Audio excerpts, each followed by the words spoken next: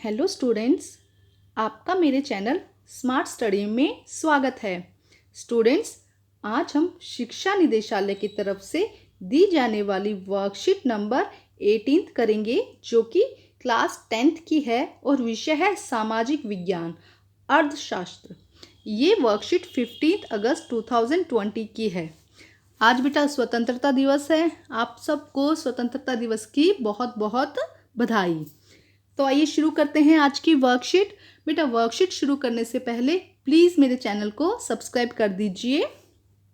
तो आइए अब हम पढ़ते हैं आज की वर्कशीट विकास। बच्चे, हम पहले भी पढ़ चुके हैं कि विकास किसे कहते हैं, विकास कब होता है और क्यों होता है, इसके बारे में हमने पिछली वर्कशीट में पढ़ लिया है।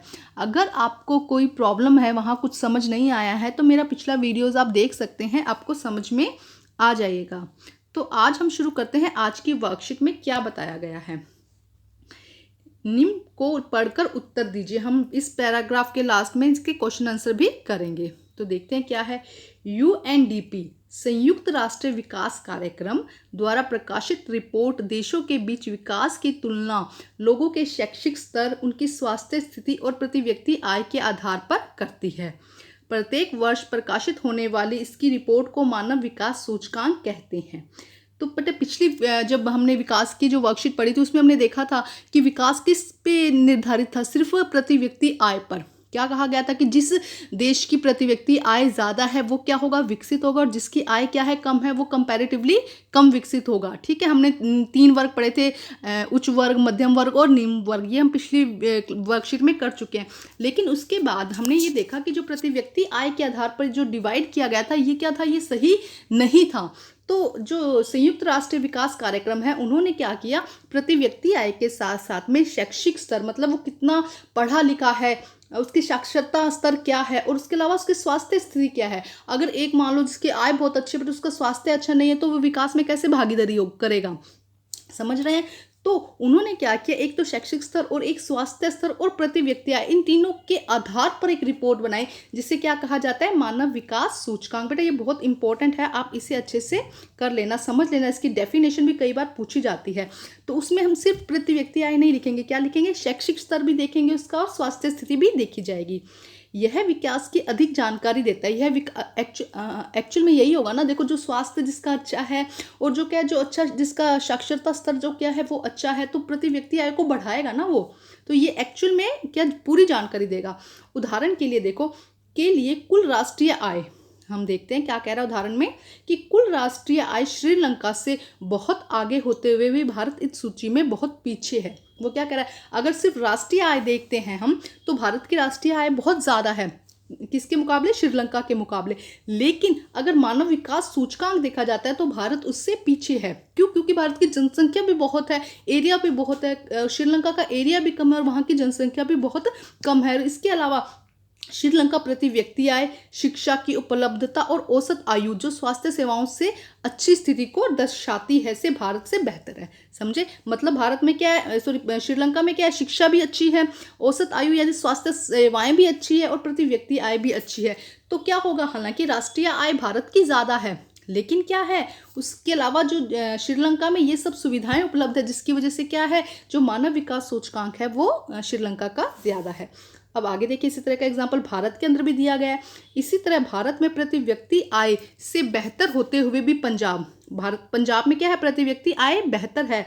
सामाजिक सूचकांकों जैसे शिशु मृत्यु दर, साक्षरता दर आदि में केरल के मुकाबले पीछे हैं। अब देखो, हालांकि पंजाब में क्या है, प्रति व्यक्ति आय ज़्यादा है, लेकिन केरल में क्या है, साक्षरता दर ज़्यादा है, शिशु जन्म दर, मृत्यु दर, ये क्या है, ये इससे क्या है, ज़्यादा है। तो उसकी वजह से क्या हो रहा है, उसके मुकाबले पंजाब क्या आ जाता है, मानव विकास सूचकांक में केरल से पीछे चला जाता है।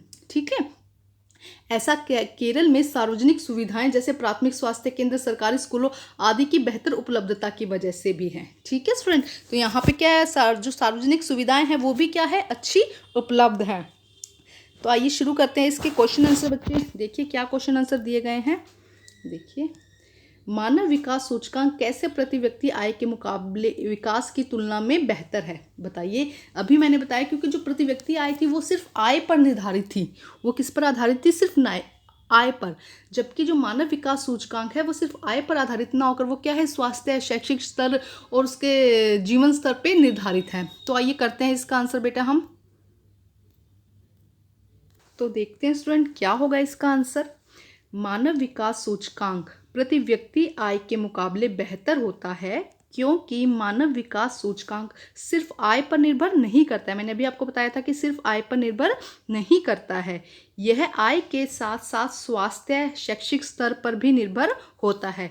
यदि किसी व्यक्ति की आय अच्छी है तो ज़रूरी नहीं है कि उसका स्वास्थ्य भी अच्छा हो। अगर सिर्फ हम आय की बात दे देते हैं तो वो अगर उसकी आय तो अच्छी है लेकिन ज़रूरी नहीं है कि उसका स्वास्थ्य भी अच्छा हो, तो हम प्रति व्यक्ति आय के अनुसार इसे विकास कहेंगे। क्यों? क्योंकि उसकी आय अच्छी है, तो हम प्रति व्यक्ति आय के अनुसार उसके क्या कहेंगे, विकास कहेंगे। लेकिन मानव सूचकांक के अनुसार हम इसे विकास के दायरे में नहीं रख सकते हैं। तो स्टूडेंट ये इसका आंसर होगा। और आप चाहें तो इसके अंदर और भी ऐड करके अपनी एनसीईआरटी से पढ़कर थोड़ा और भी ऐड कर सकते हैं। तो आइए स्टूडेंट अब करते हैं नेक्स्ट क्वेश्चन। देखिए नेक्स्ट क्वेश्चन क्या है। अगर आपको देशों के बीच विकास की तुलना करने के लिए कोई पैमाना या तरीका विकसित करना हो तो उसमें क्या क्या शामिल करेंगे। तो वो कह रहा है कि अभी तक तो क्या था, राष्ट्रीय आय देखी गई थी, लेकिन आपको राष्ट्रीय आय के अलावा क्या ऐसा और उसके अंदर ऐड करना है जिससे कि क्या हो, विकास की तुलना की जा सके। तो देखते हैं बच्चे क्या हो सकता है इसका आंसर। तो देखो बेटा, अगर हमें देशों के बीच विकास की तुलना का पैमाना तैयार करना हो तो हम उसमें शिक्षा, स्वास्थ्य, प्रशिक्षण, साफ पानी, साफ पर्यावरण, जन्म दर, मृत्यु दर, शिशु मृत्यु दर, कन्या भ्रूण हत्या आदि पैमाने को उसमें शामिल करना चाहेंगे। हम देखेंगे कि शिक्षा कितनी है, स्वास्थ्य कितना है, जन्म दर क्या है, वहाँ पे पर्यावरण कैसा है, साफ पानी मिल रहा है, प्रशिक्षण कैसा स्किल है, क्या क्या लोग वहाँ पे कर रहे हैं, तो हम इस पैमाने को इसमें शामिल करना चाहेंगे।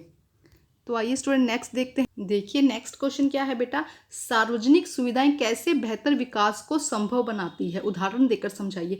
तो सार्वजनिक सुविधाएं क्या होती है, अभी हमने पढ़ा था कि सार्वजनिक सुविधाएं क्या होती है, ऐसी सुविधाएं जो सरकार हमें देती है, जो हमें क्या देती है, सरकार। जैसे कि प्राथमिक स्वास्थ्य केंद्र हो गए, सरकारी स्कूल हो गए, ये हमें कौन दे रही है, सरकार दे रही है। तो इनको और अच्छे उपलब्ध करा के क्या किया जा सकता है, विकास किया जा सकता है। तो आइए देखते हैं इसका आंसर कैसे लिखेंगे बेटा हम। तो देखते हैं बेटा, सार्वजनिक सुविधाएं वे होती है जिस पर किसी व्यक्ति विशेष का अधिकार नहीं होता है। जो सुविधाएं सरकार द्वारा आम जनता को दी जाती है उसे हम सार्वजनिक सुविधाएं कहते हैं। अब यहाँ पे लिखना, यहाँ पे लिख लीजिएगा, सार्वजनिक सुविधाएं कहते हैं। सार्वजनिक सुविधाएं विकास को संभव बनाती है क्योंकि जैसे ही, उसका एग्जाम्पल के साथ देखते हैं, क्योंकि जैसे यदि यातायात और परिवहन के साधन अच्छे होंगे तो आम जनता को अपना सामान, अपना व्यवसाय करने के लिए इधर उधर जाने में आसानी होगी। अगर सोचो आम जनता को इधर उधर जाने में, व्यवसाय करने में आसानी होगी तो विकास दर बढ़ेगी, जिससे कि विकास दर बढ़ेगा। इसी तरह यदि सरकारी स्कूल अच्छे हो जाते हैं, सरकारी स्वास्थ्य अच्छी हो जाती हैं, सेवाएं, साफ पर्यावरण दिया जाता है, साफ पानी दिया जाता है, संक्रामक बीमारियों के प्रति लोगों में जागरूकता दी जाती है, तो उससे क्या होगा, लोग अच्छे से मन लगाकर काम कर पाएंगे अपने। अगर उनका स्वास्थ्य ठीक होगा, उन्हें सारी सुविधाएं उपलब्ध होंगी तो वो अच्छे से काम करेंगे, और अच्छे से काम करेंगे तो क्या होगा, विकास दर बढ़ेगी, जागरूकता फैलाई जाएगी तो लोगों का स्वास्थ्य ठीक रहेगा और उससे क्या होगा, विकास दर बढ़ेगी। तो ये हमारा सेकंड का आंसर है बेटा। अब इसके अंदर और भी ऐड करिएगा, ठीक है, मैं आपको बार बार मैं यही बात कह रही हूँ, इसके अंदर और कुछ नया ऐड करिएगा, मैं सिर्फ आपको समझा रही हूँ। तो प्लीज़ मेरे चैनल को सब्सक्राइब कर दीजिए बेटा। अब हम नेक्स्ट क्वेश्चन करते हैं। देखिए क्या है, लास्ट क्वेश्चन है बेटा हमारा ये भी। देखो क्या दिया गया, पिछले वर्ष के मानव विकास सूचकांक HDI को इंटरनेट की मदद से देखिए, उसमें भारत का स्थान पता कीजिए। तो देखो यहाँ पे क्या कह रहा है कि भारत का जो स्थान है मानव विकास सूचकांक के अंदर, हमने ये बात करी थी कि मानव विकास सूचकांक क्या है, तो इसमें वो पूछ रहे हैं, हर साल क्या होता है, ऐसी एक रिपोर्ट जारी की जाती है जिसमें स्वास्थ्य, शैक्षिक स्तर को देखा जाता है, उसके बाद उसको रैंकिंग की जाती है। तो इसके अंदर वो पूछ रहे हैं कि आप इंटरनेट की मदद से देखिए कि भारत का कौन सा स्थान है। तो आइए इसका आंसर क्या लिखते हैं हम। इसमें बेटा पिछले वर्ष के मानव विकास सूचकांक में भारत का स्थान 129 है, 129 है। ठीक है स्टूडेंट, आप अलग अलग देशों के और भी मानव विकास सूचकांक की रैंकिंग को पता कीजिएगा इंटरनेट से। भारत का मैंने आपको बता दिया, बाकी देशों का आप खुद पता कीजिएगा, जैसे कि श्रीलंका का 71 है, ठीक है, और अलग अलग देशों का आप पता कीजिएगा। तो इसी के साथ ये वर्कशीट कंप्लीट होती है। वर्कशीट कंप्लीट करके अपने टीचर से चेक कराइए और प्लीज़ मेरे चैनल को सब्सक्राइब कीजिए। Thank you students.